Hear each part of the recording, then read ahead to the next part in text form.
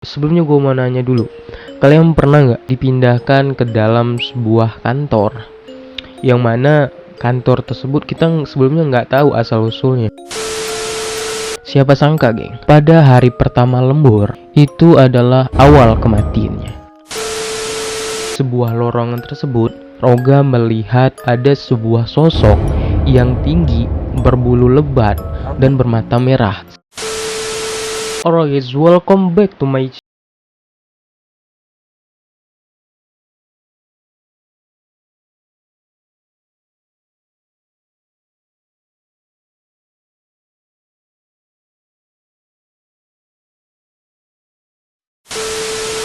Oke, kembali lagi bareng gua Rahmat.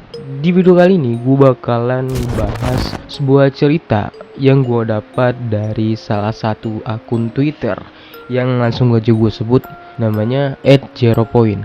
Nah, di situ diceritakan lewat narasumber bernama Arif.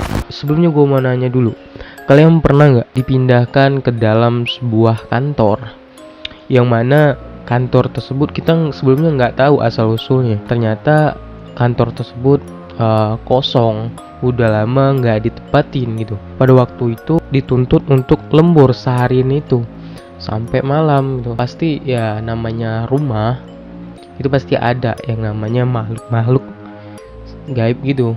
Apalagi rumah kosong, udah lama nggak ditempatin gitu. Penasaran? Kita langsung aja mulai ke inti videonya.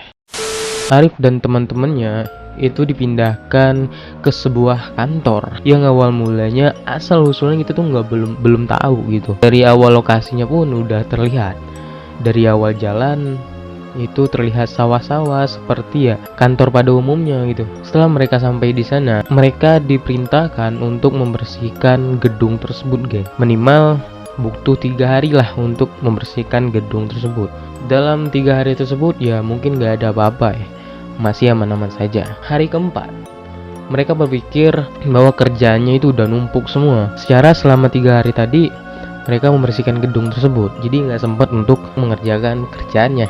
Siapa sangka, geng, pada hari pertama lembur itu adalah awal kematiannya.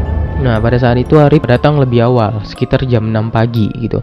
Secara Arif diperintahkan untuk megang kunci kantor gitu kan. Setelah sampai di sana, Arif pun masuk ke dalam kantor. Setelah sampai masuk dalam kantor, singkat cerita, Arif pun merokok di sebuah pendopo belakang sendirian. Secara orang belum ada yang datang. Ini awal mula horornya. Belum sampai 3 hendusan rokok, pada saat itu Arif mendengar ada suara goyangan kursi.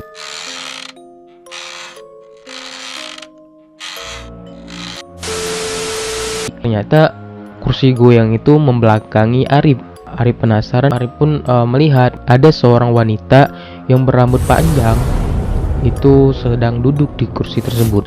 Dan tiba-tiba itu ternyata Elisa, teman definisinya Arif. Pada saat itu Arif pun nanya dong, "Elisa, tumben datang pagi?" Dan Elisa pun gak menjawab sama sekali gitu. Tiba-tiba Arif pun menerima pesan dari Arga yang lewat grup, "Rip, tolong bukain gerbangnya dong, saya sama Elisa mau masuk." Pada saat itu Arif pun tiba-tiba, lah, yang duduk di kursi ini siapa gitu kan, ketarik kan. Pada saat membuka gerbang, Arif pun dengan tergesa-gesa. Pada saat itulah Arga nanya, "Arif, pagi-pagi ini udah keringatan aja gitu kan, lu ngapain gitu? Jangan masuk ke kantor dulu, mending kita pergi ke sebuah ruang kopi, ada yang gue mau." Tibanya di warung kopi, Arif pun menceritakan apa yang dilihatnya di kantor tersebut, dan mereka pun gak ada sama sekali yang percaya sama Arif. Kita ambil langsung aja singkat cerita ya. Singkat cerita, pukul jam 5 sore itu mereka waktu itu masih lembur. Waktu jam 5 sore Arif pun pergi ke pendopo belakang dan diikuti oleh Arga. Arga pun bertanya gitu, "Rip, dimana sih sosok yang lu lihat tadi gitu?" Arif pun menunjuk di sebuah kursi itu. Arga pun bilang, "Sebenarnya gue percaya sama lu, gue takut aja teman-teman khawatir gitu." Singkat cerita, hari pun mulai malam. Di situ lampu-lampunya baru sedikit yang hidup. Secara baru pindah kantor kan. Yang lembur pada malam hari itu ada 5 orang. Si Ogah, Arif, Arga, Hana, dan Elisa gitu.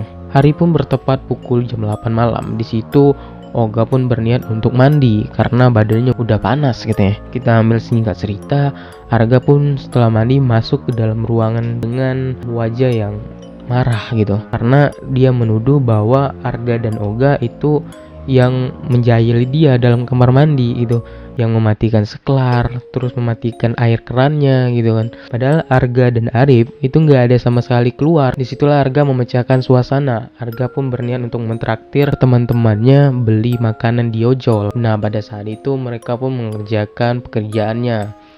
Singkat cerita, Arga pun melihat Oga tuh udah kerasa kayak gatal-gatal gitu, garuk-garuk badannya. Dan Oga pun berniat untuk pergi ke sebuah pendopo belakang untuk mengerjakannya. Oga pun membawa laptop gitu. Singkat cerita, sekitar 15 menit, hari pun mulai terasa mencengkam gitu. Pada saat itu mereka mendengar ada seseorang yang lari di pintu kantornya. Suara itu berdampingan dengan suara anak-anak gitu. Sekitar 5 menitan, tiba-tiba ada yang mengedor pintu ruangan mereka. Nah, pada saat itu Arga pun berniat untuk membuka pintu tersebut. Setelah dibuka, ternyata si Oga gitu. Si Oga yang dengan muka yang pucat, dengan muka yang penuh keringatan, bentol-bentol, dengan badan yang bentol-bentol, terus mukanya udah merah semua gitu. Singkat cerita, Oga pun menceritakan apa yang terjadi di pendopo tersebut.